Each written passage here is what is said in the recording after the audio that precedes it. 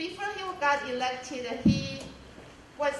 he had endorsed me under a lot of pressure because he wanted to support a lot of grassroots groups, and he still does. So, and then we are really honored that now that you are in Congress, you are still supporting all the grassroots efforts. Well, thank you. Thank you, Liang, for your leadership, for getting young people involved in these policies, and thank you, Sophia, for your leadership in putting this together, and Ellen Sue. Appreciate all of you getting so many high school students to hear about the issues affecting our community. I want to first also thank all our mentors. Will you please stand if you were a mentor for a student? Let's give them a round of applause.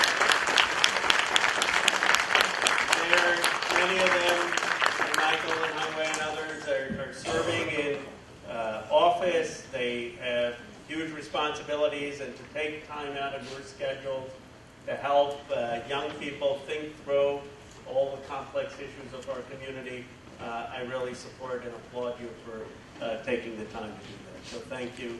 I can't think of anything more important than getting young people involved in our democracy. Every time I get frustrated, disillusioned with everything going on in Washington, it's been a crazy time, and it's only going to get crazier. I get hopeful when I come home and see the level of passion, the level of vision of people here in our community. And you're going to be talking about all the key issues, many of the issues that I get asked about what are we doing in terms of the Lehigh cement plant and pollution, what are we doing in terms of affordable housing and the housing crisis in the Bay Area, what are we going to be doing about the Performing Arts Center, what are we doing to make sure that this area diversity is recognized, and so many of the other topics that you will be addressing. I look forward to listening to you, to learning from you, engaging, and then hopefully incorporating that in the work I do. My final point is that this should not be just a one-time project. Hopefully this will inspire you to get active in the community, to either be at city council meetings or school board meetings, or write to me as a member of Congress with your proposals, to one day run for office or be serving in government. This should be, in my view, the beginning of your public service journey. I'll tell you, I had two events that shaped my public service. One was a 9th grade English teacher who challenged us to get published. And I had the local paper, I grew up in Pennsylvania, in Bucks County Courier-Times, write a op-ed or publish my letter to the editor saying, read this 14-year-old's lips, George. It was about the first George Bush and the Iraq War. And I felt, wow, my voice could matter in a local paper about the Iraq War. And that got me interested in writing more. And then I remember being at a school board meeting where we were going to have music cuts in our public school and speaking out at that school board meeting. So a lot of you now have taken a decision to get involved in public service. And I can think of no more important responsibility to the community. Our community needs you, our district needs you, our country needs you. So thank you for participating, for taking a full day on a weekend. I'm going to now sit and listen to your ideas, learn from them, and then take them and try to make some of them work. Thank you. I'd like to recognize some of the elected officials and community leaders in the room. Jeff Tan, could you please stand up maybe when call? Jeff Tan from Oak Park School Board. Kitty Moore from Cupertino Planning Commission. Ray Wong from Cupertino Planning Commission. Annie Rago, candidate for Senate District 15 Greenfield's turned out seat.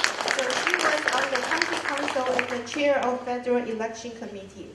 At the same time, we also have another candidate, Nora Campus, for the same seat. She was former San Jose City Council and former State Assembly member. Yes. And then we have Don Trent from Santa Clara County Health Department, who is also our mentor. And Trudy Gross, Associate Superintendent of Fremont Union High School, also our mentor.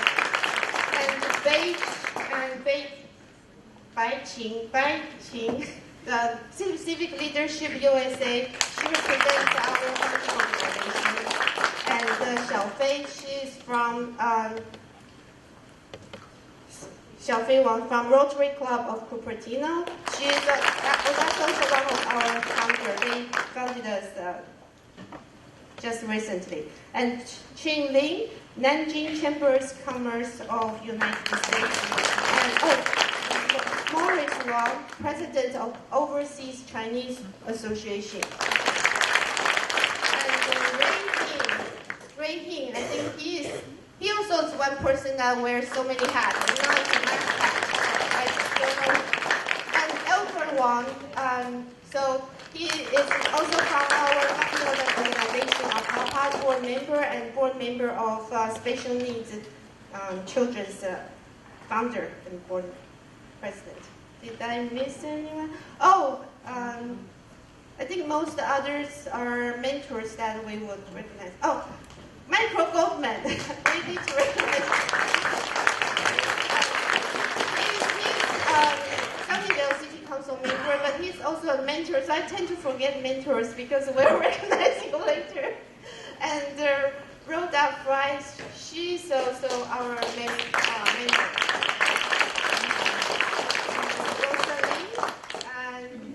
She's mentor for the group, but she also represents an organization called Bay Area Community Resources.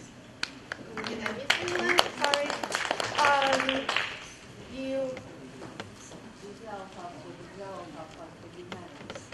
Oh, sorry, I don't know. Yeah. I'm Giselle Huff with the Gerald Huff Fund for Humanity. Oh, thank you. Welcome. Oh, Yuan is here. So Yuan also is from Civic Leadership USA and Bridge Road International, who is helping us a lot, and he also has many titles. Okay. I was in education for 42 years and retired as a school superintendent, and I am thrilled beyond words to be a part of this organization and to see all of you here today. Certainly one of the outgrowths that we want in public education is civic engagement. And since I retired as an educator, I've become very active in the League of Women Voters, because why? We want involved, knowledgeable citizens who are going to vote. So I'm thrilled to be a part of this process this afternoon. I am so impressed with these students, and I think you will be too. And we're going to try and facilitate the presentations this afternoon. So thank you again.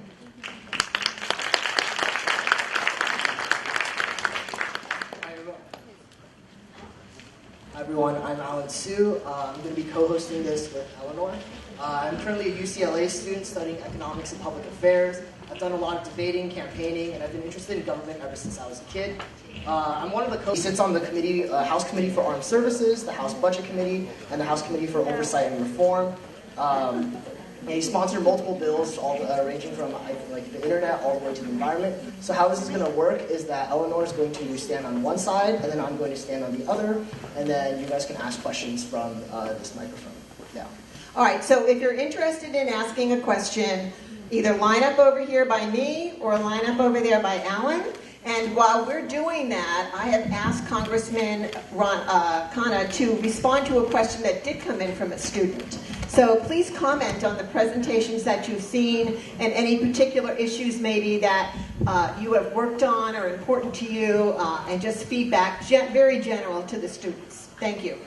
Thank you. I appreciated all of the presentations, and first I was very impressed with how they touched on the main issues that concern the community. Let me give a few thoughts. I thought it was very powerful when people shared personal stories and shared their stories about people who were affected, especially when they were talking about mental health, well-being, and some of the suicides. And you would see in Congress that one of the most effective ways of advocacy is when people share their own life story, their friends, their community members, that brings something to life. So I thought that was particularly moving and powerful. I also appreciated the use of data that people had. Michael Goldman and I talked about that before we were coming in, that it's so important to make sure that we have fact-based, evidence-based decision-making. And I thought that the use of data in a number of the presentations, the first presentation on housing and then some of the other presentations, was very effective. I like the line that we live in the richest part of the richest country in the world. That was well framed. I'll look forward to hearing your comments on what the corporate tax rate should be, or what your ideas were that would get companies to go in other parts of the country. I didn't catch the details, but look forward to having a conversation about that. The e-cigarettes presentation is very timely. I don't know if you saw that. I'm on the oversight committee. We actually had a whole hearing about e-cigarettes and banning e-cigarette flavors in Congress. So that is a very timely topic. It's something that Congress is very actively engaged in, and I appreciated those insights.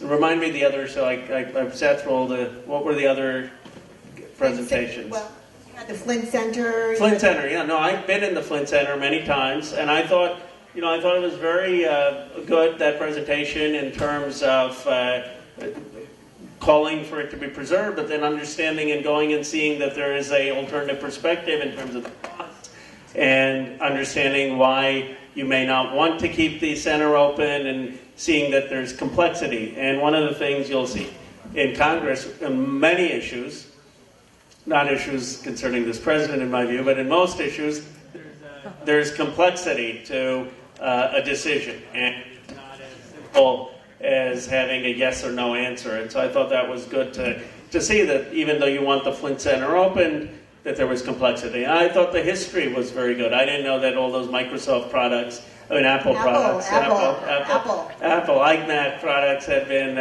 introduced there. And so that was a nice touch. Wonderful. Thank you so much. You can see we have quite a few students here with questions. Would you like to remain standing, or would you like a chair up there? No, I can stand. You're fine. Okay, great. Hi, I'm Anita Chanraj, and I'm from the Yapa Environment Group. So how will the fuel standards between California and the new ones proposed by the federal government affect the environment? It's a great point. So the question was about the fuel standards for California. And I don't know how many of you followed it, but the EPA is actually arguing that we can't have the advanced fuel standards that we want. First time in the history of this country that the EPA is trying to argue for less regulation than more regulation. And I completely reject that interpretation of the EPA. I think states should be laboratories of innovation. If California wants to have higher fuel efficiency standards, then we should. And next generation of electric vehicles, of automobiles. So right now the battle, I obviously think we need a higher federal standard that should be modeled on California standards. But right now, those of us in Congress, we're fighting to make sure that the EPA doesn't undermine California standards. Alan, do you have somebody over there? Yeah. One thing that's been happening under the Obama administration and the Trump administration is congressional Republicans are less willing to be bipartisan and work with Democrats. As a Democrat, do you think it's important that the Democrats continue to try and be bipartisan, or should they try and go and do the same thing that the Republicans are doing? The Democrats are interested in governance. We're interested in getting things done. And Speaker Pelosi went, even in the height of the impeachment inquiry, and wanted to meet with Donald Trump to get an infrastructure bill done. But candidly, he wasn't interested. And that's putting it diplomatically. So the reality is that most of us in the Congress will work in a bipartisan way if it matters. The president, as much as I disagree with him, has signed 2 of my bills. One to provide tech apprenticeships for veterans, and other to modernize our websites. But what we won't do is compromise on core principles. But I think most people in our district and most people around the country want something to get done. And there are areas of infrastructure, in expanding broadband, in investing in innovation that can have bipartisan solutions. Hello, so my name is Angelica from the Floyd Center group. So I have like a couple of questions, not really related to our group, but okay, so the first one is like, how would you address the issue of like subpar reading and math achievement in less funded districts or students in poverty who can't afford the opportunities a lot of people in this area have? Angelica, it's a great question. It's one of the central challenges for our country. 40%, it was just before coming here, I was having coffee with the dean of Stanford Business School. He told me something I was shocked by. 40% of STEM jobs in this country are foreign graduates. We need to do a far better job investing in STEM education across California and across the nation. In 1973, 28% of jobs required a post-secondary education. Does anyone guess what that statistic will be in 2020? How many percent of jobs will require more than high school education? 65%. 65%. 3 times what it was in 1983. And that's the fundamental challenge of our country. Our educational systems have not caught up with an economy that's become a knowledge-based economy. So, of course, we need a lot more funding in places left behind, but it's not just about funding. It's about making sure that they have the right curriculum and the right opportunities to learn STEM, and that they have role models like people have here. I said, you can't think of a better place, in my view, to grow up than in the hotbed of innovation for the world. How do we extend that to the rest of California and the country is a central challenge. Do you have anyone else, Alan, over there? I don't, but I Okay, we'll take the next student. Hi, my name is Nelson Mook, and I'm part of the Yap Mental Health Group. I'm Nelson Mook, and I'm part of the Yap Mental Health Group. I just had a couple questions. Microphone, please. Use the microphone. We can't hear you. It's working.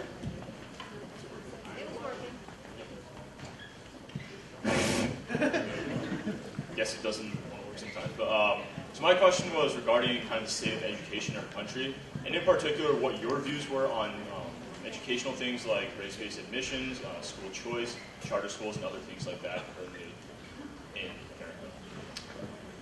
Well, there are a lot of different parts of that question. I support the belief that we need to have broader diversity in our education.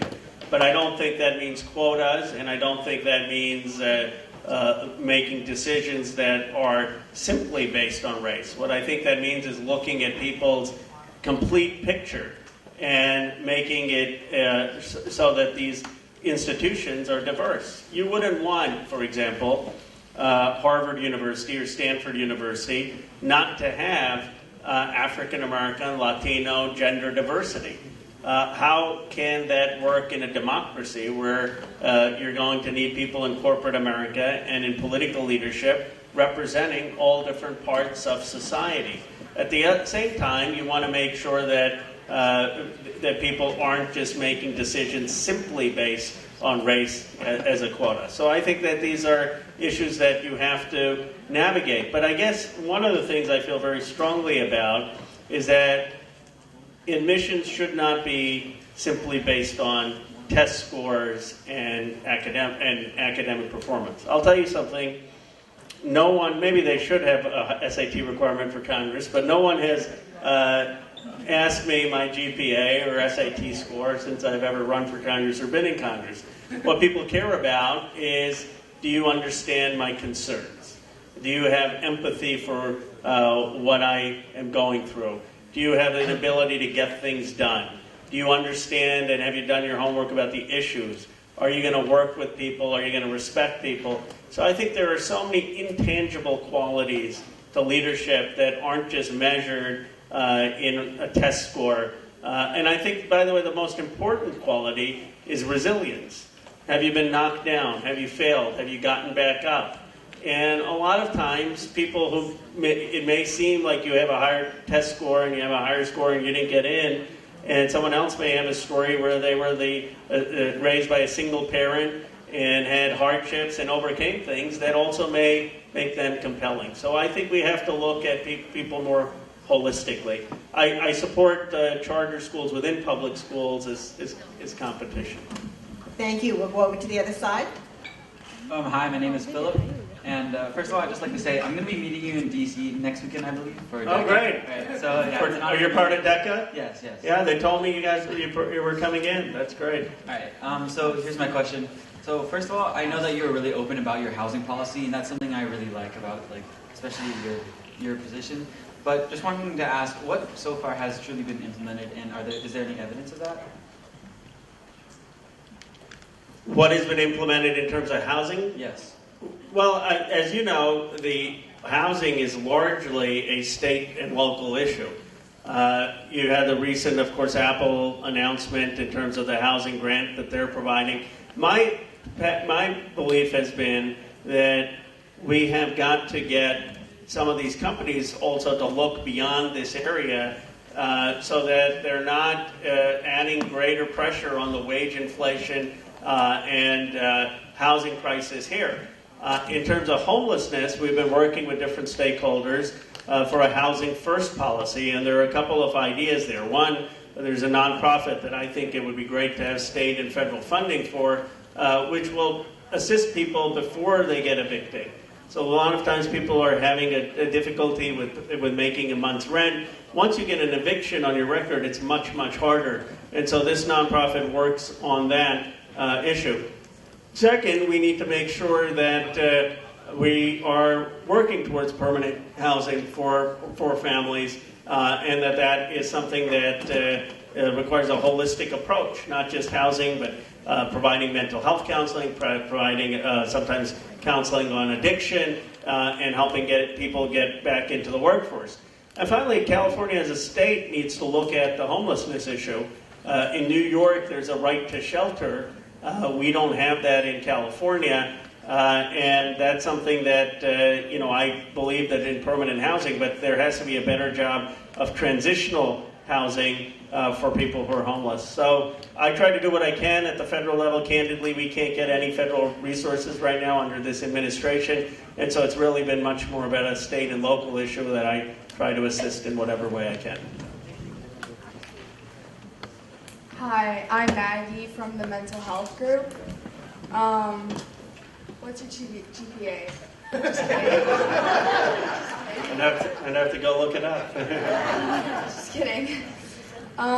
So, what is some advice that you would give to young students like us that are aspiring to be actively engaged in the government like you? That's a great question, Megan. I would say a couple things. One, don't underestimate your own voice. I believe that particularly at this time in our country, a person can have so much influence by both organizing within their community and organizing online.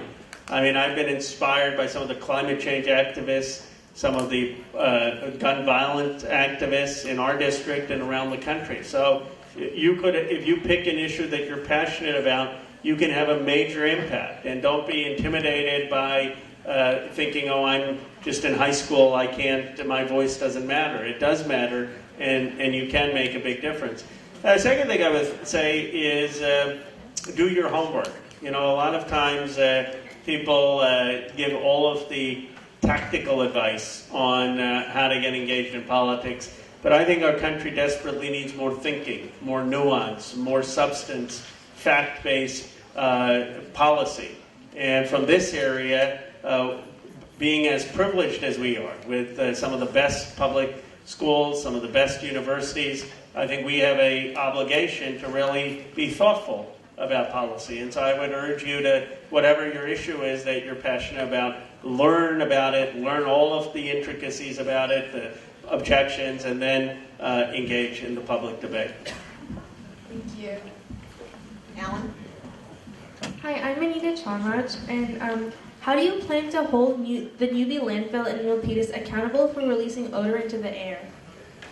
Anita, this has been a big issue for the 3 years that I've been in Congress, and even before I campaigned. And we have made progress in that we have gotten Milpitas, the City Council, to agree with the Bay Area District to install new sensors so that we actually can document where the odor is coming from. My own view is it's that the lack of compost, the lack of enclosures on the composting in Ubiana. I mean, that to me, just basically driving by on 880 when you cross 237 and you see that smell on the Dixon Landing exit, I'm pretty sure it's the composting and that they don't have an enclosure there.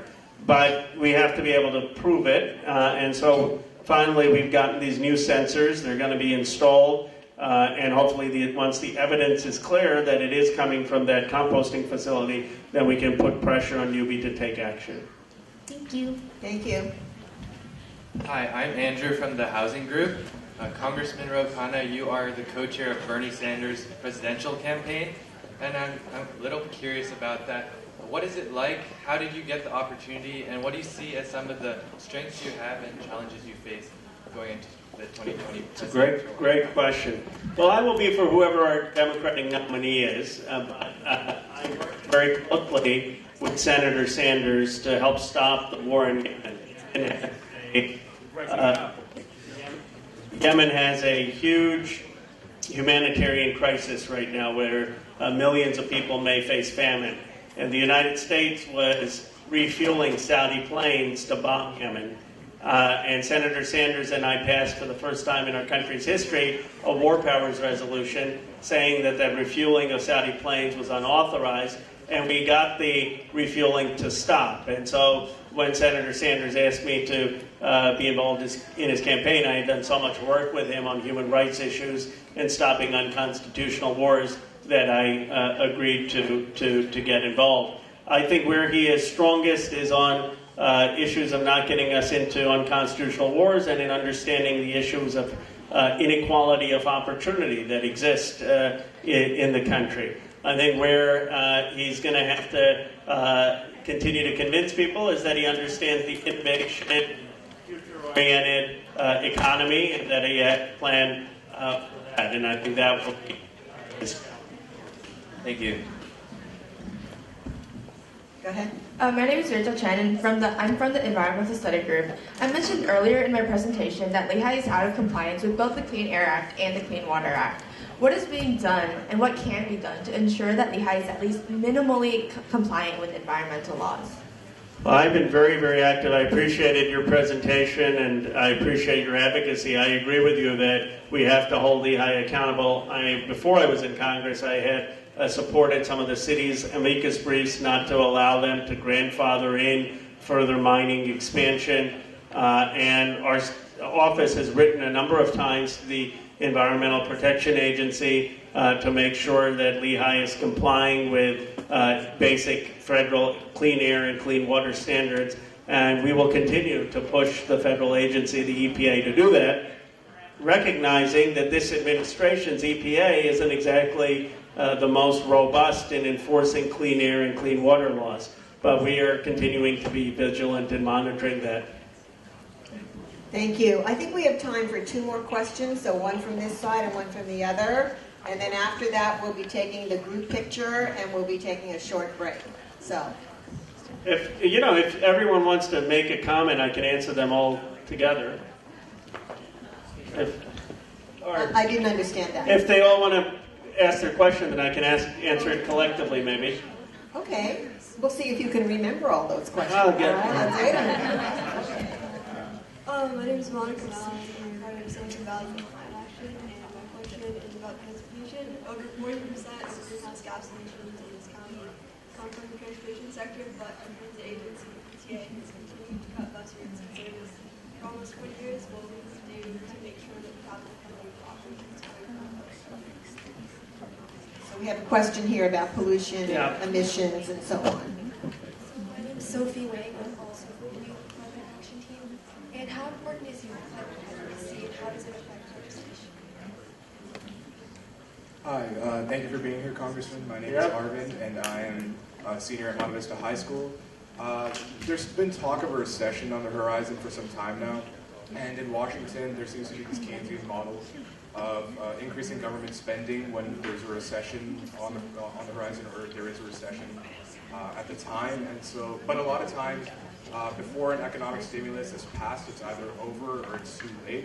So what do you think Washington can do to expedite the process or provide economic aid more quickly?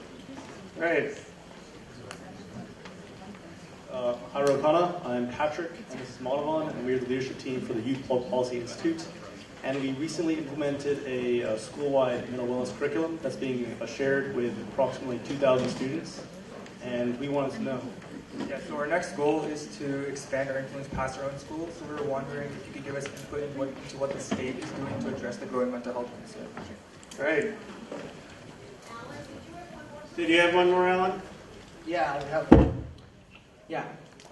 So during Donald Trump's administration, Donald Trump and Mitch McConnell have been stacking the courts with conservative judges. And hopefully, if the Democrats are able to win the presidency and the Senate, how do you feel that the Democrats should proceed, whether to continue to follow the administration, follow Donald Trump and sack the court, or take the moral high ground of doing what is right and keeping the courts, believed to do law? Good. And did you have one final? Hi, so you spoke a little earlier about unconstitutional wars. I want to know what your views were on the authorization of military force, specifically with the current president.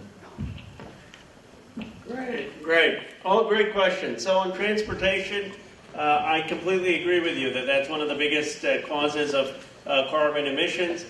We need to have far more investment in public transportation, whether it's buses, whether it's BART, whether it's the high-speed rail. In my view, China has 19,000 miles of high-speed rail. We have 500 miles. We haven't made adequate investments at a local, state, or federal level in public transportation, and we need to continue to make those investments, especially to fight climate change.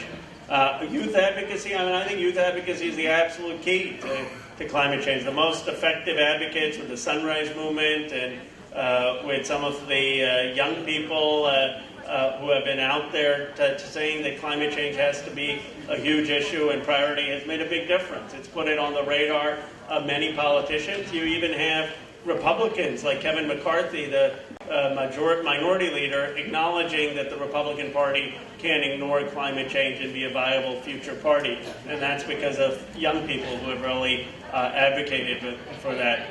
I agree on the economic recession point. If you talk to Bill Spriggs, who was the chief economist for the AFL-CIO and for President Obama, he will tell you one of the problems with the recession and the response to it was that by the time Congress had authorized the funding, it was almost too late.